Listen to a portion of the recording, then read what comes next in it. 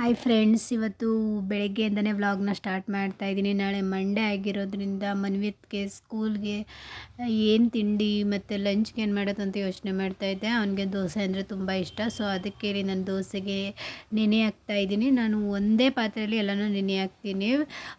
ಒಂದು 3 ಲೋಟ ಅಕ್ಕಿಗೆ ಅದೇ ಲೋಟಲ್ಲಿ ಅರ್ಧ ಲೋಟ ಉದ್ದಿನ ಬೇಳೆ, ಅರ್ಧ ಲೋಟ ಅವಲಕ್ಕಿ, ಒಂದು ಸ್ಪೂನಷ್ಟು ಇನ್ನೊಂದು ಮೆಂತೆ ಕಾಳು, ಒಂದು ಅರ್ಧ ಸ್ಪೂನಷ್ಟು ಕಡಲೆಬೇಳೆ, ಹಾಗೆಯೇ 1 ಸ್ಪೂನ್ ಅಥವಾ 2 ಸ್ಪೂನಷ್ಟು ಕಡಲೆ ಬೀಜನ ಹಾಕಿ ನೆನೆ ಹಾಕ್ತಾಯಿದ್ದೀನಿ.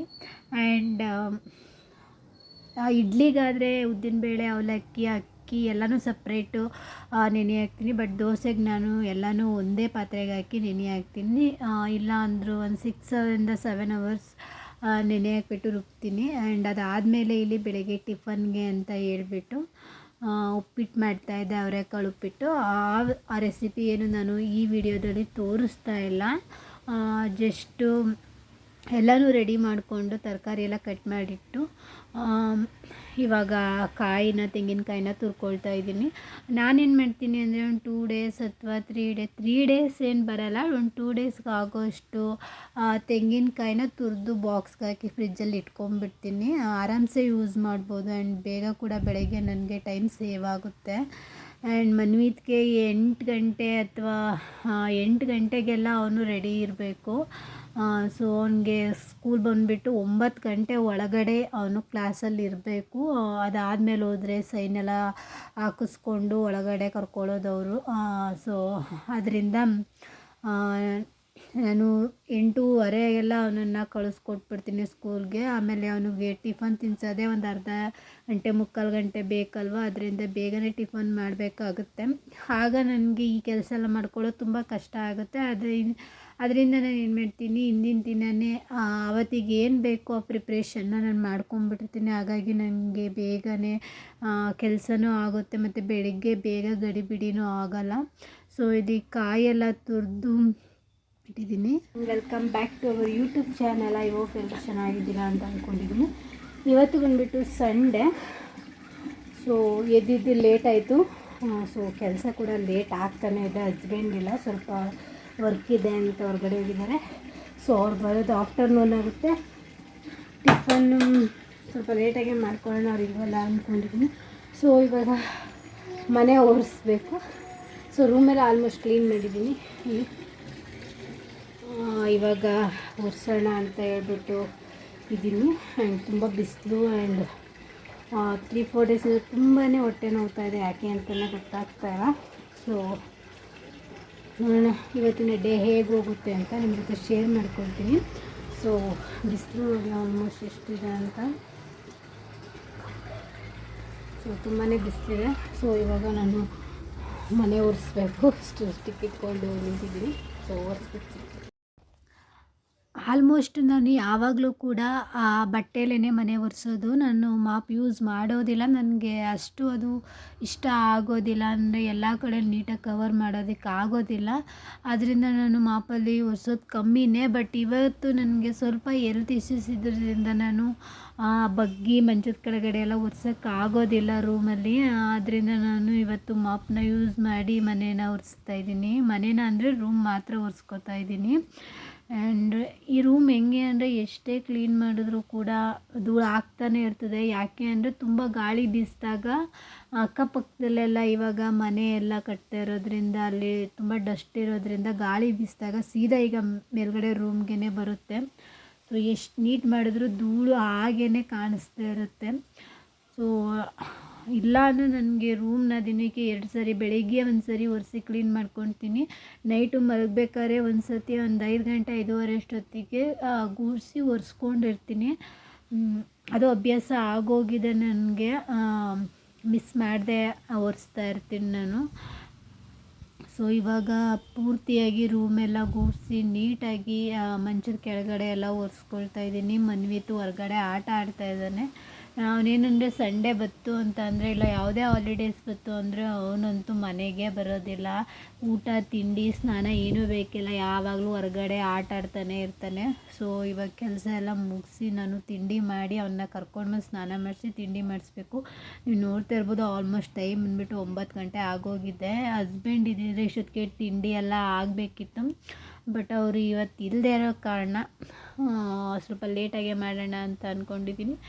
ನೋಡ್ತಾ ಇರ್ಬೋದು ಎಷ್ಟೊಂದು ಬಿಸಿಲಿದೆ ಅಂತ. 9 ಗಂಟೆಗೆ ಇಷ್ಟೊಂದು ಬಿಸಿಲಿತ್ತು. ಸೊ ಹೊರಗಡೆ ಸ್ವಲ್ಪ ತೊಳೆಯೋಣ ಅಂತ ಹೇಳ್ಬಿಟ್ಟು ನೀರು ಆನ್ ಮಾಡ್ಕೊಂಡಿದ್ದೀನಿ. ಹಾಗೆ ತುಂಬ ಬಿಸಿಲಿದ್ದರಿಂದ ಬೆಡ್ಶೀಟು ತುಂಬಾ ದಪ್ಪ ಇರುತ್ತೆ. ಅದನ್ನು ವಾಶ್ ಮಾಡಿದ್ರೆ ಒಂದೊಂದು ಸರಿ ಒಣಗೋದೇ ಇಲ್ಲ. ಯಾವಾಗ ಬಿಸಿಲು ಕೈ ಕೊಡುತ್ತೆ ಅನ್ನೋದೇ ಗೊತ್ತಿಲ್ಲ. ಸೊ ಹಾಗೇ ಬಿಸಿಲಿಗೆ ಹಾಕಿದ್ದೀನಿ. ಹಾಗೆ ಆಲ್ಮೋಸ್ಟ್ ರೂಮೆಲ್ಲ ಕ್ಲೀನ್ ಆಗಿದೆ. ಸೊ ಈ ವಿಡಿಯೋ ನಿಮಗೆ ಇಷ್ಟ ಆಗಿದರೆ ಲೈಕ್ ಶೇರ್ ಕಮೆಂಟ್ನ ಮಾಡಿ, ನನ್ನ ಚಾನಲ್ನ ಸಬ್ಸ್ಕ್ರೈಬ್ ಮಾಡ್ಕೊಳ್ಳಿ.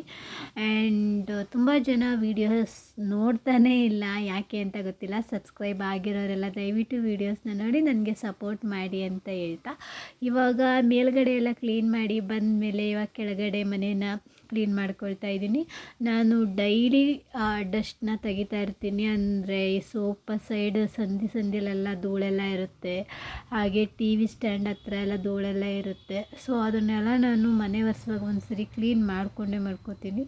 ಸೊ ಹಾಗೆ ಇವಾಗ ಕೆಳಗಡೆ ಮನೆಯನ್ನು ಒರೆಸ್ಕೊಳ್ತಾ ಇದ್ದೀನಿ. ಇಲ್ಲಿ ನಾನು ಯಾವುದೇ ಕಾರಣಕ್ಕೂ ಮಾಪ್ನ ಯೂಸ್ ಮಾಡೋದಿಲ್ಲ, ನನಗೆ ಇಷ್ಟ ಇಲ್ಲ ಅದು.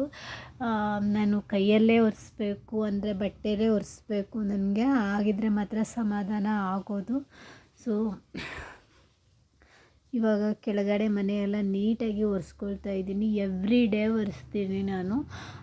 ಸೋಮವಾರ ಶುಕ್ರವಾರ ಆ ಥರ ಏನೂ ಇಲ್ಲ. ನನಗೆ ದಿನ 2-3 ಸಲ ಬೇಕಾದ್ರೂ ಒರೆಸಿರ್ತೀನಿ. ಬೆಳಗ್ಗೆ ಹೋದರೆ ಸ್ವಲ್ಪ ಡೀಪಾಗಿ ಕ್ಲೀನ್ ಮಾಡಿಕೊಂಡು ಒರೆಸ್ಕೊಂಡಿರ್ತೀನಿ. ಮಧ್ಯೆ ನನ್ನ ಮಗ ನೀರು ಚೆಲ್ಲೋದು ಅಥವಾ ಏನಾದರೂ ಗಲೀಜು ಮಾಡೋದು ಮಾಡ್ತಾಯಿದ್ದಾಗ ಆವಾಗ ಒಂದು ಸರಿ ಒರೆಸಿರ್ತೀನಿ. ಮತ್ತು ಸಂಜೆ ನಾನು ದೀಪ ಹಚ್ಚೋ ಟೈಮಲ್ಲಿ ಸುಮ್ಮನೆ ಹಾಗೆ ಒಂದು ಸರಿ ಒರೆಸ್ಕೊಂಡು ಬಂದು ಮುಖ ತೊಳ್ಕೊಂಡು ದೀಪ ಹಚ್ಚುತ್ತೀನಿ. ಅದು ನನಗೆ ಅಭ್ಯಾಸ ಆಗೋಗಿದೆ. ಅದನ್ನು ಏನಾದ್ರು ಮಿಸ್ ಮಾಡಿದ್ರೆ ಏನೋ ಮಿಸ್ ಮಾಡಿದ್ನಲ್ಲ ಅಂತ ಅನಿಸುತ್ತೆ.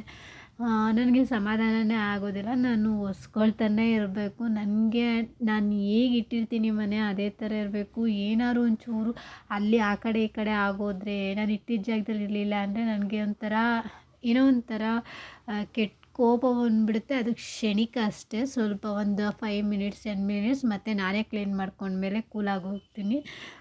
ಅದೊಂದು ಅಭ್ಯಾಸ ಆಗಿಬಿಟ್ಟಿದೆ. ಎಲ್ಲಿ ನೋಡ್ರು ನನ್ನ ಮಗಂದು ಸ್ನ್ಯಾಕ್ಸ್ ಐಟಮೇ ಸಿಗ್ತಾ ಇರುತ್ತೆ. ಹಾಗೆಯೇ ಇಲ್ಲಿ ಫ್ರಿಜ್ನ ಓಪನ್ ಮಾಡಿದೆ. ಸ್ವಲ್ಪ ಮೇಲ್ಗಡೆ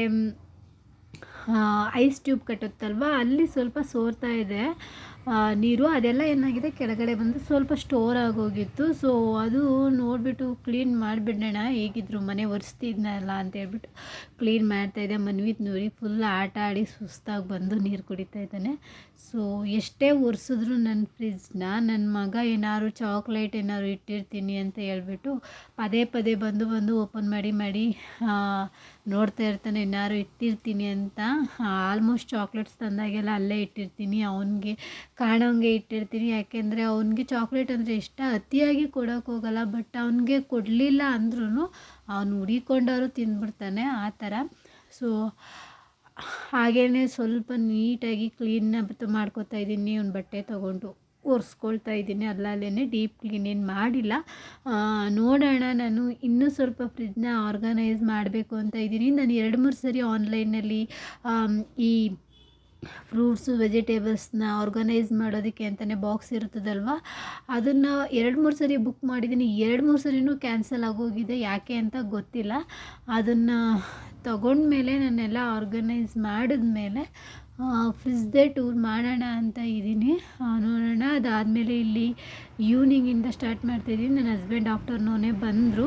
ಬಂದಮೇಲೆ ಸ್ವಲ್ಪ ಹೊತ್ತು ಮಲಗಿದ್ದು. ಆಮೇಲೆ ನನಗೆ ತುಂಬ ಹೊಟ್ಟೆ ನೋವಿತ್ತು. ರೀಸನ್ ಏನು ಅಂತ ಗೊತ್ತಿಲ್ಲ ನನಗೆ. ತುಂಬಾ ಹೊಟ್ಟೆ ನೋವ್ತಾನೆ ಇತ್ತು. ಅದರಿಂದ ಅವರು ಅಲ್ಲಿಂದ ಬರುವಾಗಲೇ ಎಳ್ನೀರೆಲ್ಲ ತಂದಿದ್ದರು.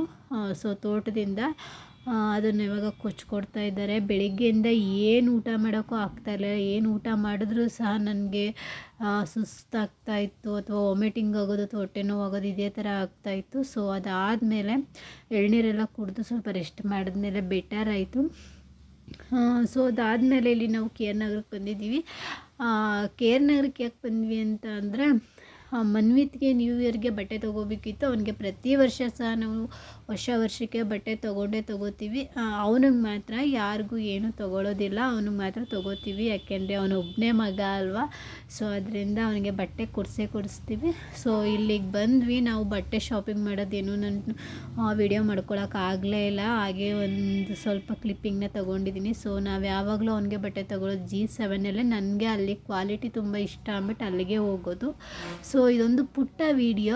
ಈ ವಿಡಿಯೋ ನಿಮಗೆ ಇಷ್ಟ ಆಗಿದ್ರೆ ಲೈಕ್, ಶೇರ್, ಕಮೆಂಟ್ನ ಮಾಡಿ. ನನ್ನ ಚಾನಲ್ನ ಸಬ್ಸ್ಕ್ರೈಬ್ ಮಾಡ್ಕೊಂಡು ವೀಡಿಯೋಸ್ನ ನೋಡಿ. Thank you for watching guys. ನಾನು ನೆಕ್ಸ್ಟ್ ವಿಡಿಯೋದಲ್ಲಿ ಸಿಗ್ತೀನಿ. ಅಲ್ಲಿವರೆಗೂ ಟಾಟಾ.